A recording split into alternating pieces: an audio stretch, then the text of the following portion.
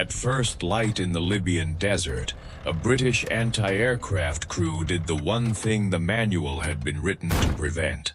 They took a 40mm Bofors gun and aimed it at the ground, not at a Stuka, not at a Messerschmitt, at a strip of hard sand where German vehicles were expected to appear. For a few seconds, the whole thing looked ridiculous. A weapon built to throw shells into the sky was now crouched behind a shallow scrape in the desert, its barrel lowered almost flat, its crew sweating over a sight picture no training course had ever asked them to use. Then the first half-track came into view. The gun commander gave the order, and the desert in front of them stopped being empty. The first rounds walked across the lead vehicle, punched through thin armor, ripped into the engine bay, and burst inside the troop compartment. The half-track slewed sideways in a curtain of dust. The truck behind it tried to pull around. It never made the turn. Within half a minute, the road was blocked by burning vehicles, scattered infantry, and men who had just learned that a light anti-aircraft gun was not harmless simply because no aircraft were overhead. That was the lesson the British Army was not supposed to learn. Because on paper, the Bofors belonged to the sky. It was a Swedish-designed automatic cannon, adopted because the old rifle-caliber machine guns could no longer keep up with modern aircraft. Its job was to protect columns, depots, gun lines, and headquarters from low-flying attack. Its crews trained to track speed, height, deflection, and approach angle. They thought in climb rates and crossing targets. The target was supposed to be moving at 200 or 300 miles an hour, not crawling across the desert on tracks. And yet North Africa was not a paper battlefield. It was a place where rules went brittle. Tanks overheated, tracks snapped, engines filled with dust. Artillery batteries were too slow to move when the front suddenly swung 20 miles in a day. Anti-tank guns were never where every frightened infantry commander needed them. And the desert itself removed the one thing European armies had always counted on: cover. There were no hedgerows to hide a lorry column, no village walls to break a line of sight, no forests where a platoon could vanish after a short dash. In the western desert, a vehicle could be seen, ranged, and killed across a sheet of open earth so flat it made every mistake public. That changed the meaning of the Bofors. The gun's weakness was obvious. A 40mm shell was not going to break the nose of a Panzer III from a comfortable distance. Against heavy frontal armor, it was not a magic weapon. Every trained gunner understood that. But war is not fought only against the strongest plate on the front of the strongest tank. It is fought against supply trucks, radio vans, open gun crews, motorcyclists, infantry climbing from half-tracks, fuel bowsers, staff cars, the exposed hinge points that make an armored attack work at all. And those targets were exactly what the Bofors was born to erase. The gun fired a 2-pound shell at high velocity. It fed from clips.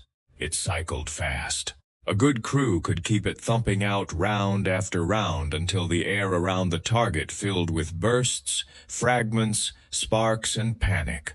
One gun was dangerous. A troop of guns firing low across open desert was something else. German armored tactics in North Africa were built around speed and nerve.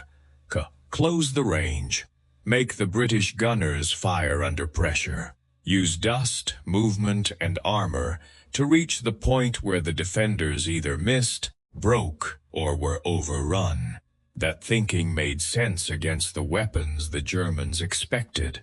It did not make sense against a Bofors firing almost horizontally, because the Bofors did not have to kill every tank to wreck an attack. It could strip the attack of everything around the tanks. The first burst hit the soft vehicles. The second burst hit the men trying to get out of them. The third burst cut across the guns, the ammunition trucks, the signals vehicles, the thin-skinned carriers that kept the armored spearhead alive. A panzer could survive the fire and still find itself alone. No infantry close behind it, no supply truck reaching it, no anti-tank screen supporting it. No one willing to stand up in the open long enough to find out where the next clip was going. That was the real terror. Not that the Bofors became a perfect anti-tank gun. It did not. The terror was that it became a perfect punishment for everything armor needed and armor could not protect. At first, the practice was improvisation. Crews removed stops, adjusted mounts, ignored the polite boundaries between roles, and discovered what worked by firing at what was trying to kill them. Some mounted guns were easier to adapt than others. Some crews had to fight the mechanism before they could fight the enemy. Sand got into the feed. Magazines emptied brutally fast. Barrels heated. Loaders worked until their hands shook. Nothing about it was elegant, but it was present. That mattered more than elegance. A dedicated anti-tank gun might have been better in the ideal position with the ideal ammunition, facing the ideal target at the ideal range. The desert rarely offered any of that. What it offered was a gun already there, a crew already trained, a truck already carrying ammunition, a weapon already dug into the edge of a headquarters, a supply point, a gun line, or a road junction. All someone had to do was stop asking what the gun was called and start asking what it could kill. Once that question changed, the battlefield changed with it. The Bofors crews began to think less like roof guards and more like ambush men. They picked arcs that covered tracks and wadis. They hid low behind the smallest folds in the ground. They waited for transport to bunch up behind armor. They learned that a burst into the front of a tank might be wasted, but a burst into the vehicles behind it could turn a neat attack column into a traffic jam of flames. They learned to fire short and violent, not because ammunition was precious in theory, because ammunition disappeared in seconds. A gun that could empty the air at that speed could also empty its own supply before a commander had finished swearing into the radio. So the best crews became cruelly selective. They did not spray at silhouettes. They waited for the moment when the enemy had given them the side of a half-track, the cab of a lorry, the outline of a gun crew, the pale flash of men jumping down into open sand. Then they fired, and where the burst landed, movement stopped. This is why German reports began treating British light anti-aircraft guns differently in the ground fight. Not because every report used the same vocabulary. Not because every officer understood exactly what model had hit him. But because the experience was distinct. It did not feel like ordinary artillery. It did not feel like machine gun fire. It came too fast, too hard, and too flat. A man could be standing beside a vehicle 1 second and be inside a storm of 40mm fragments the next. A driver could see the gun flash and still not have time to turn away. A platoon could begin to debuse in good order, and before the last man reached the sand, lose the first 10 men to a weapon they had been told to fear only when aircraft were above them. That kind of lesson travels quickly.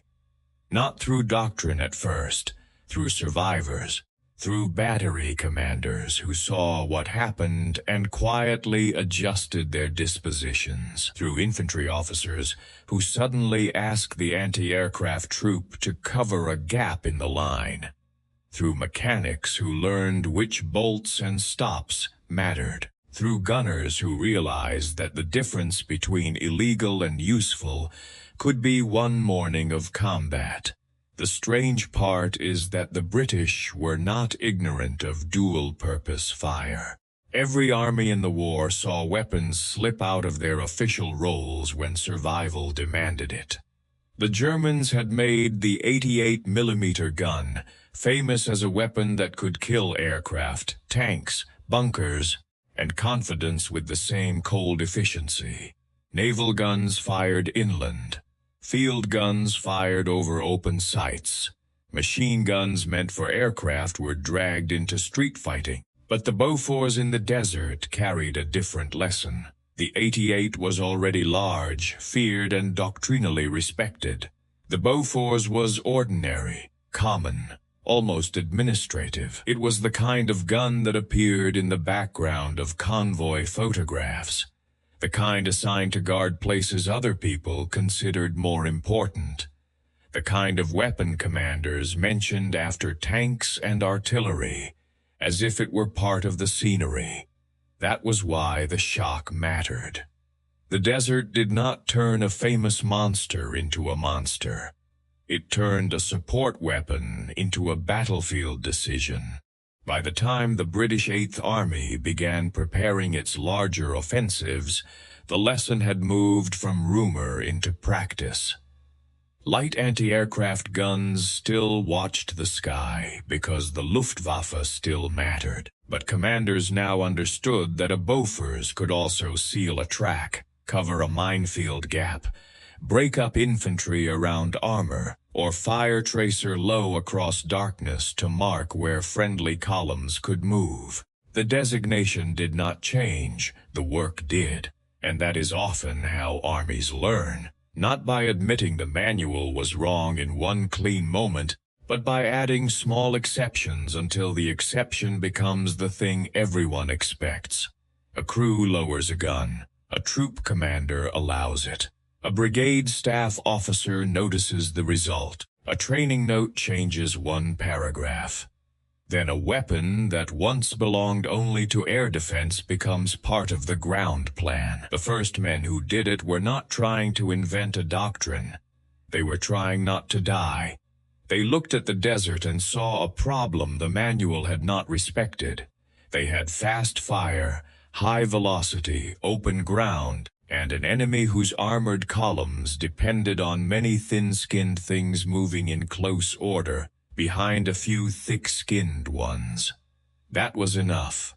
The Ordnance Board could define the weapon by intended purpose.